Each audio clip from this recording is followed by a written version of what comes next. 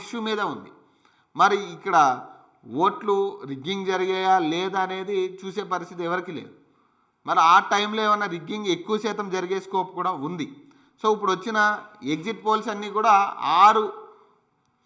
6 గంటల వరకు వాళ్ళు చూసింది. మరి 7 గంటల వరకు పోలింగ్ జరిగిందన్న అనుమానాలు వస్తూ ఉన్నాయి. మరి 7 గంటల వరకు పోలింగ్ జరిగితే మరి ఎగ్జిట్ పోల్స్ అంత తొందరగా మీకు ఎట్లా వచ్చినాయి? అది కూడా కాంగ్రెస్కి సపోర్ట్గా.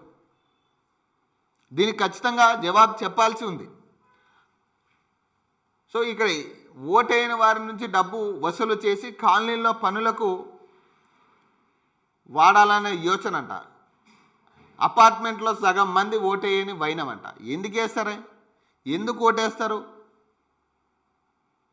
అధికార ప్రతినిధులు, రాజ్యాంగబద్ధ పదవుల్లో ఉన్న వ్యక్తులే రోడ్లెక్కి కొట్టుకుని రౌడీల్లా బిహేవ్ చేసిన పరిస్థితి.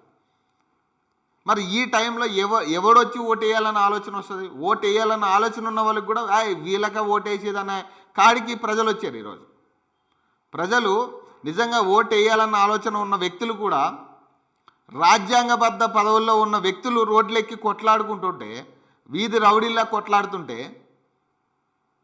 ప్రతిపక్షం అవ్వచ్చు, అధికార పార్టీ అవ్వచ్చు, మీరు రోడ్లెక్కి ఇష్టాచారం మీరు మాట్లాడుకుంటుంటూ బూతులు తిట్టుకుంటూ అధికార పార్టీలేమో మహిళలను తిడుతూ ఉంటారు. మరి ఇంత ఘోరమైన పరిస్థితులు ఏర్పరిచి మీరు ఓటేయడానికి రండంటే ఎవరు మాత్రం ఓటేస్తారు? ఎవరికి ఓటేయాలన్న ఆలోచన అందరికీ ఉంది.